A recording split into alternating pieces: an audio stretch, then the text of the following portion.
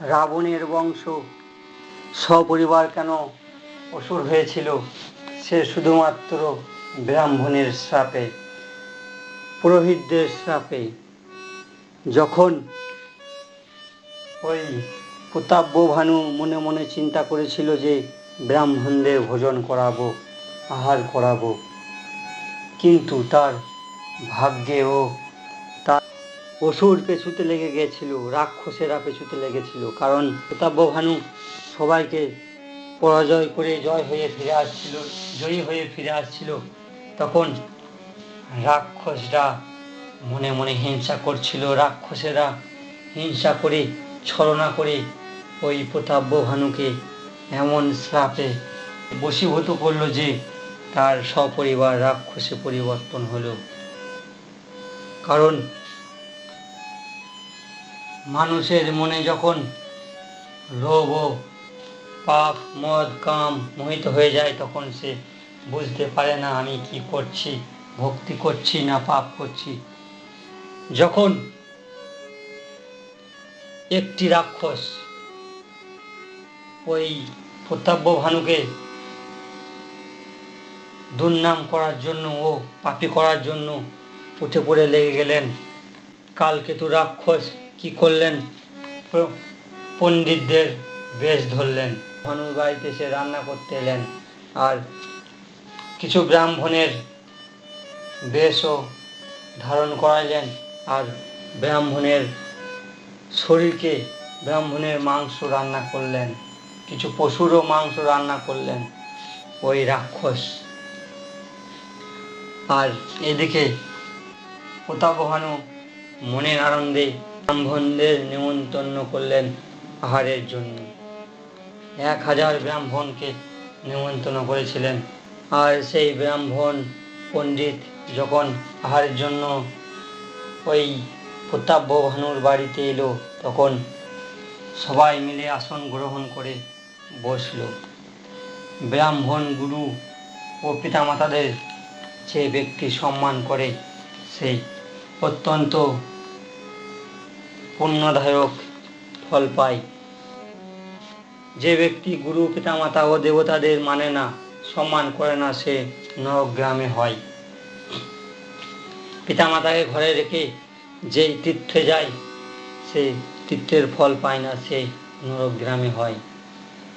পিতামাতার ও গুরুর সব সময় সৎকার আদর করা দরকার। ব্রাহ্মণ বাড়িতে এলে সম্মান করতে হবে ব্রাহ্মণদের। কারণ এই কলিযুগে ব্রাহ্মণকে শুধুমাত্র লোভী ও ভণ্ড ও অনেক অনেক কিছু কথা বলে মানুষ। কারণ ব্রাহ্মণ যে একটি ভগবান শিবের অংশ, সে সবাই জানে না। ব্রাহ্মণকে এমন এমন কটু কথা বলে, সে শুধুমাত্র ভগবানই জানে। ব্রাহ্মণকে যে সম্মান করে, সেই ভগবান শিবের, ভগবান বিষ্ণুর আশীর্বাদ পায়। ভগবান শিব বলেছে, ব্রাহ্মণদের সম্মান করা মানে আমার সম্মান করা। তাই ব্রাহ্মণদের সম্মান করুন, ব্রাহ্মণের চরণ ছুঁয়ে আশীর্বাদ নিন, সব পাপ ব্রাহ্মণ নিয়ে নেবে। চপ্পল ও ছাতা যদি ব্রাহ্মণকে দান করা হয়, তাহলে বাড়ির সব বিনিষ্ট ব্রাহ্মণ হরণ করে নেয়। তাই ব্রাহ্মণের সম্মান করতে বলেছে ভগবান শিব। ব্রাহ্মণের সম্মান করলে ভগবান শিবের সম্মান। আর এদিকে যখন 1000 ব্রাহ্মণকে, পণ্ডিতকে আহারের জন্য বললেন ওই প্রতাপ ভানু, আর সবাই মিলে চলে এলো, আসন গ্রহণ করলো। তারপর ভগবান শিবের আশীর্বাদে, ভগবানের মায়াতে, ভগবান রামের আশীর্বাদে, ভগবান বিষ্ণুর আশীর্বাদে একটি আকাশবাণী হলো। সেই আকাশবাণীতে বলল, তোমরা খাবার গ্রহণ করবে না, এই খাবারে কেউ হাত দেবে না। এই খাবার যে গ্রহণ করবে, যে হাত দেবে, সে পাপী হবে। কারণ এই খাবারে মাংস মিশ্রিত আছে।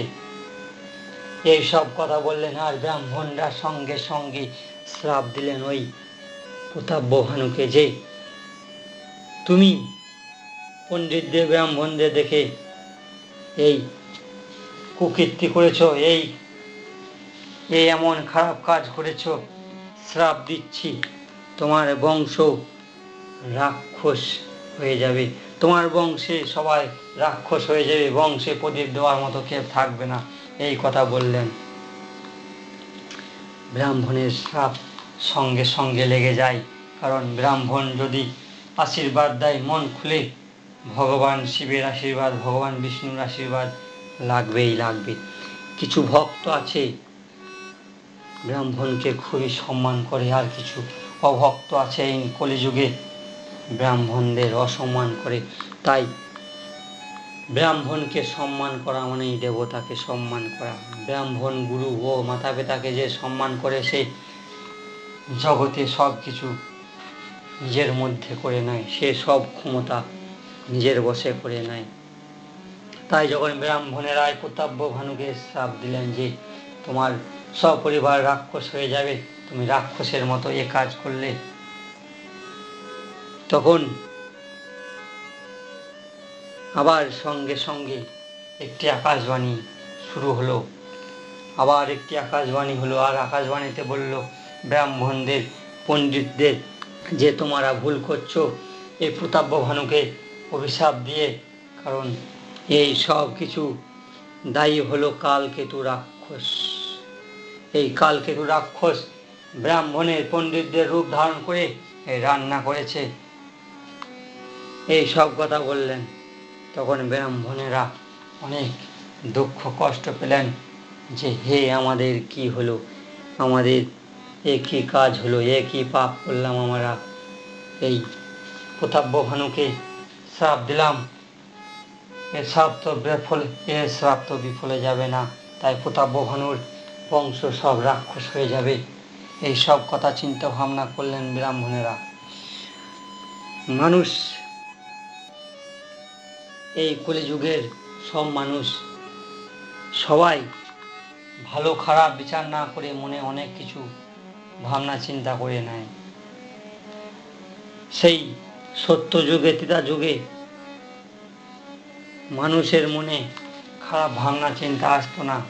মানুষের কিভাবে সাহায্য করব, উপকার করব, সেই চিন্তা ভাবনা থাকতো। আর এই যুগের মানুষের, কলিযুগের মানুষের কিভাবে ক্ষতি করব, এইসব চিন্তা ভাবনা হয়।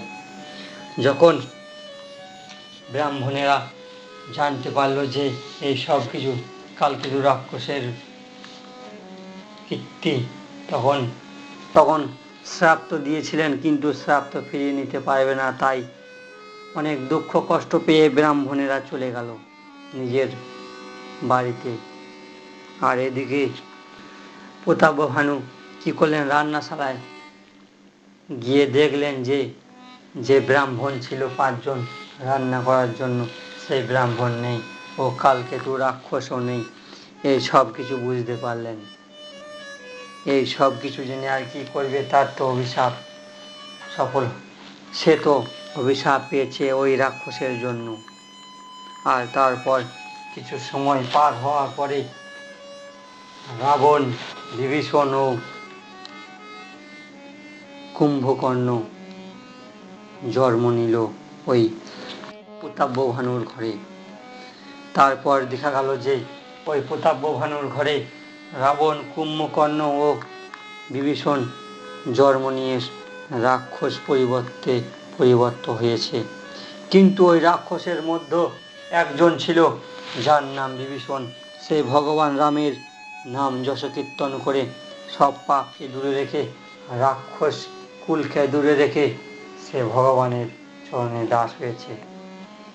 এইভাবে রাবণের বংশ রাক্ষস কুলে পরিবর্তন হয়েছে, রাক্ষসের বংশ হয়েছে, রাক্ষস কুল হয়েছে এই শ্রাপের কারণে।